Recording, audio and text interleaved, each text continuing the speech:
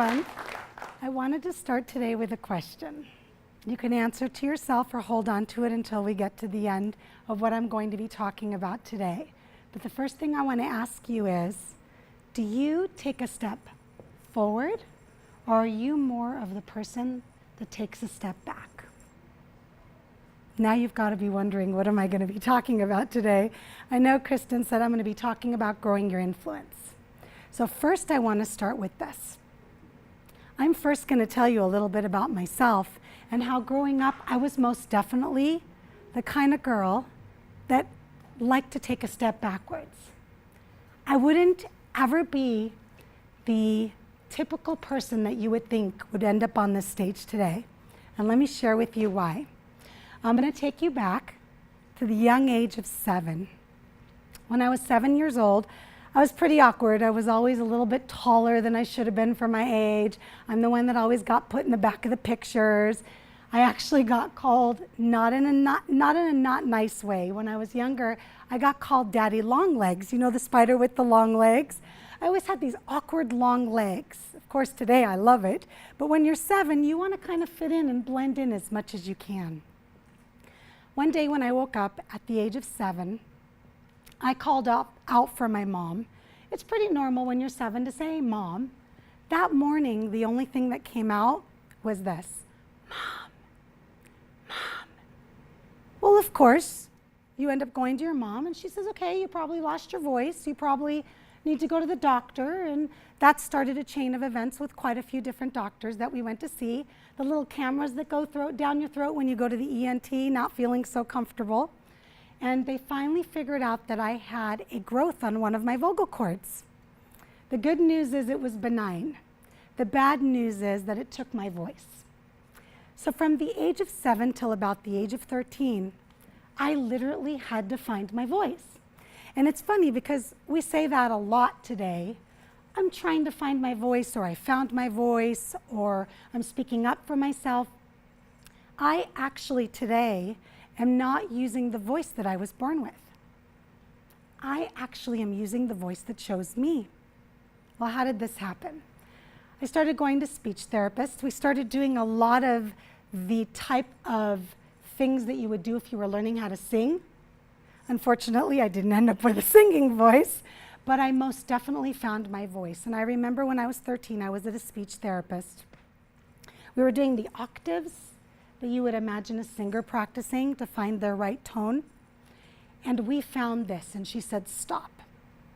And I remember that day like it was yesterday, because she said to me, well, that's not the voice you were born with, but it'll do. Now, not always do people say the things that they think will impact you in the most positive way, but I was just so excited to finally have a voice instead of a whisper. And what was most interesting for me growing up from the age of 7, 13, again, some of my most awkward years, for girls especially, we're going through a lot of changes, is that the first day of school for me was terrifying. And I always took a step back. I never wanted to stand out. I never raised my hand. I didn't want to be the first one that was called on, because I knew when the nerves showed up, I lost my voice even more.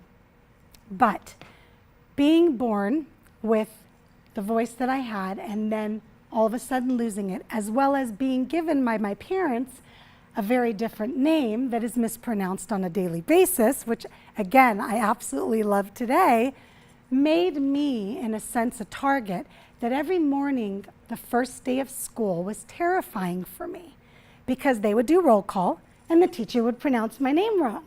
And then she'd look for the student and she'd say, Galit, Galit, Gillette, whatever they called me at that time, and I'd have to speak up. And that became one of the most terrifying things for me. But what I will tell you is this. It shaped me into who I am today. So if you would have asked me 6 years ago, 10 years ago, 20 years ago, if I would be on this stage today talking to you about how to be an influence in your life and in your community, I would have told you were crazy. I would have told you to go see somebody and get some help.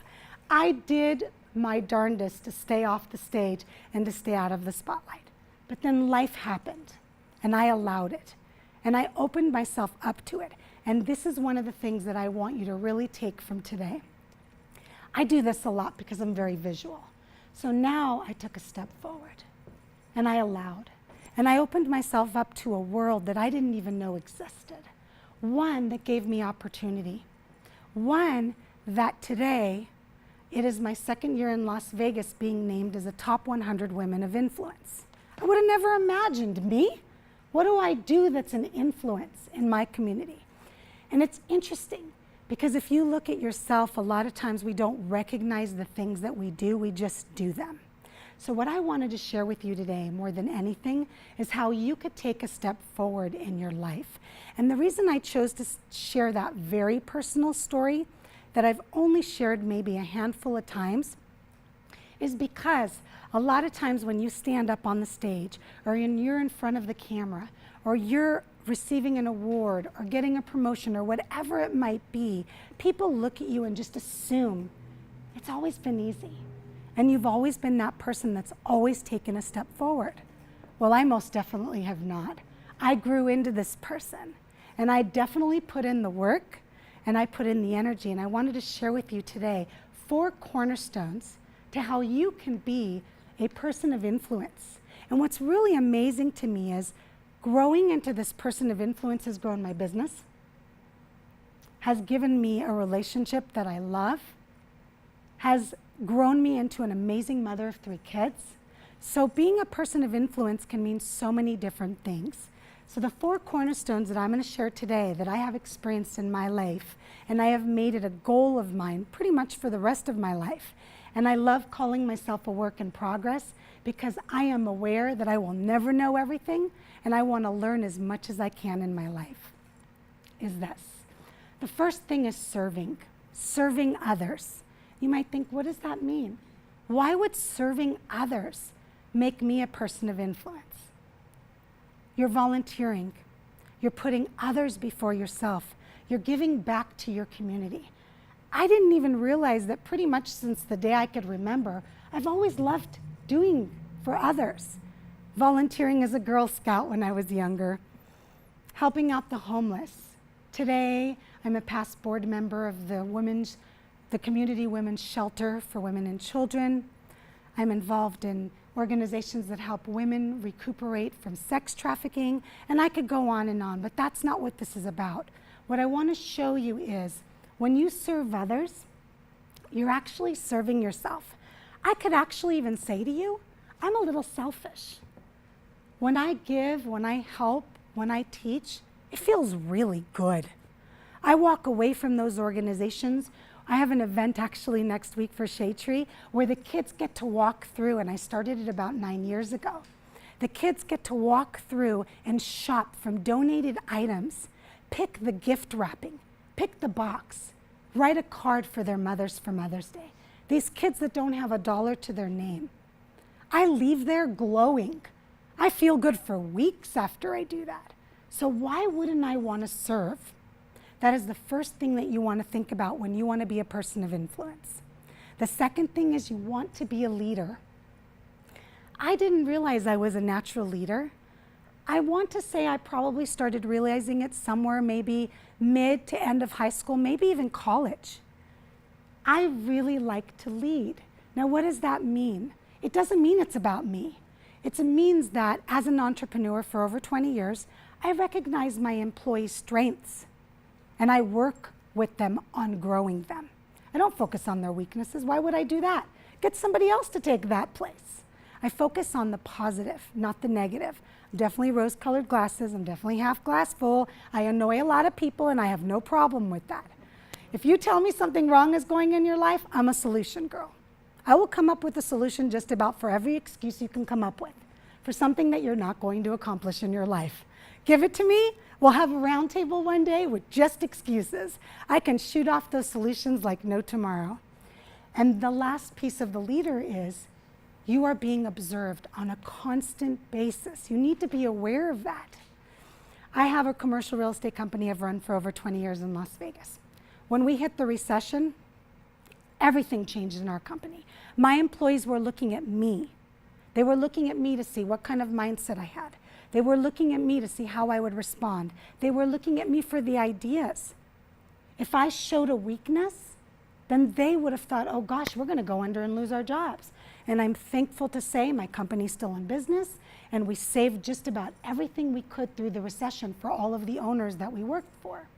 But a leader is being observed, and you want to recognize that so you can lead by example. And the third thing is visibility. Someone of influence is visible. If you like it or not, you need to be visible. I cannot impact the way that I would like to if I don't put myself up on the stage. I actually felt more comfortable in the audience. You might be surprised by that, but I cannot make the impact and I cannot influence others unless I choose to have a voice, ironically.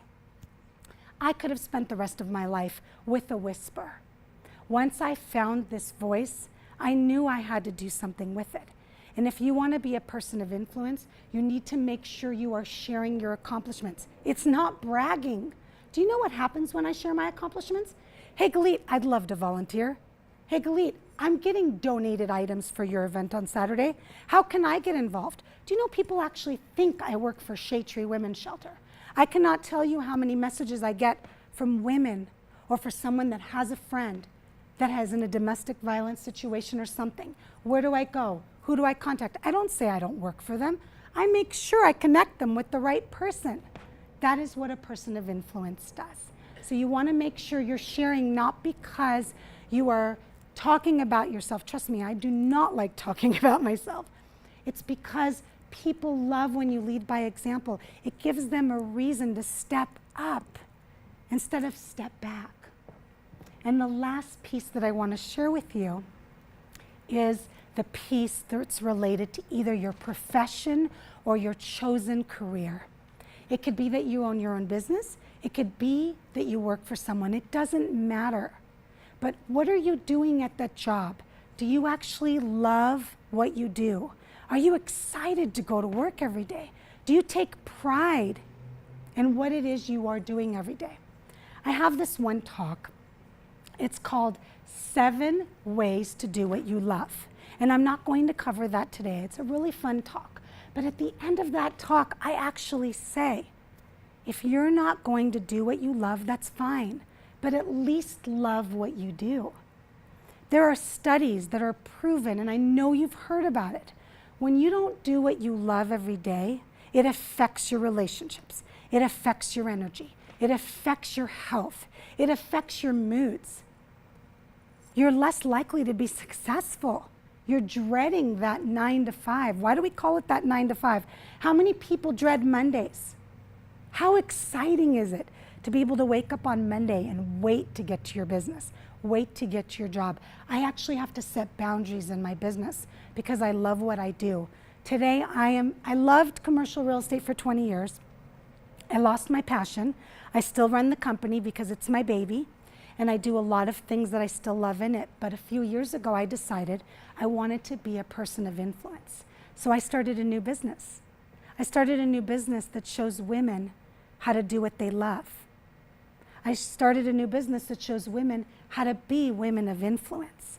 And it's the most fun because I get to wake up every morning and love what I do. How neat is it for me to do what I love? But I'm telling you, and I'm sharing this from experience, you can wake up every morning either doing what you love, and yes, there's a process, and yes, it takes time. I don't suggest anybody goes and quits their job tomorrow because they hate it. What I suggest is you have a plan. What I suggest is you figure out what it is you love to do, and there are ways to do that. So many people come to me that work with me and say, well, I'm missing the how. I said, that's the easy part. There's always somebody out there that knows how. You can always find someone to show you how. The piece that you want is the desire and the want. When that's strong enough, anything is possible. I have a 14-year-old daughter. She's my youngest of 3. I have 2 older boys in college. And she says, whenever I go, I have to figure out how to do this, she goes, watch out, Mom's determined. Mom's determined. Well, that's not the part I want to share with you. Yes, it's funny. Do you know the fun part? That now my daughter won't know how to do something. And we decided to put together a piece of furniture. Oh gosh, help us both. It's a nightstand, for goodness sakes, a nightstand. It took us hours We were not going to give up. We weren't going to ask for help because we were so determined. It was so interesting because I stepped back and I let her do it. She'd never used a tool in her life. But I wanted her to learn about determination. And I wanted her to learn that it's okay to fail. So it's interesting because when someone looks at someone like me, they think, oh, she's got it all together, whatever, who cares, blah, blah, blah, blah, blah. And I share stories of my failures, and I share stories of things I've overcome. We all have had things in our life that we've had to overcome. Look at those things and think, how can you influence others? In all honesty, when you are not a person of influence, which I believe we are all born as people that want to influence others, I truly believe that. I had this conversation the other day with someone. I said, do you think you were born a woman of influence? And she says, I think we're all born with it. And I said, you know what? I think I was born with it. But for a lot of people, it's dormant. For a lot of people, it's almost hidden. We go into society, and if you think about it, a lot of times when you're younger, they want to put you in a box. And then as you get older, you show up in college one day, you're like, wait, no one cares if I don't show up? No one cares if I don't do my homework? Wait, they just got done putting me in a box for 18 years. A person of influence is living in the gray. A person of influence recognizes not everything is black and white.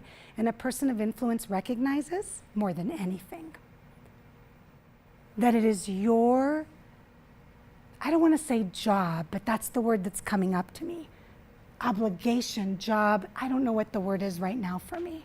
But it is, when you step out and you become a person of influence, you are benefiting others. So if I don't get up on the stage and I don't hold my classes and I don't teach what I know, I am not benefiting others. And that is my choice. It's always your choice. So today I want you to leave with one challenge. And if you've ever heard me speak, I always leave you with a challenge. You get to choose today if you want to be a person that steps back or a person that steps up. And when you question stepping up, know this. If I impact one person every time I speak, I've done exactly what I believe my purpose is. Just one. That's all I need. Just one. And most of the time, I don't even know if I've impacted that one person. And that's okay.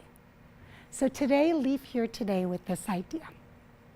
I covered the 4 cornerstones of how to be a person of influence. And you choose to either love your life.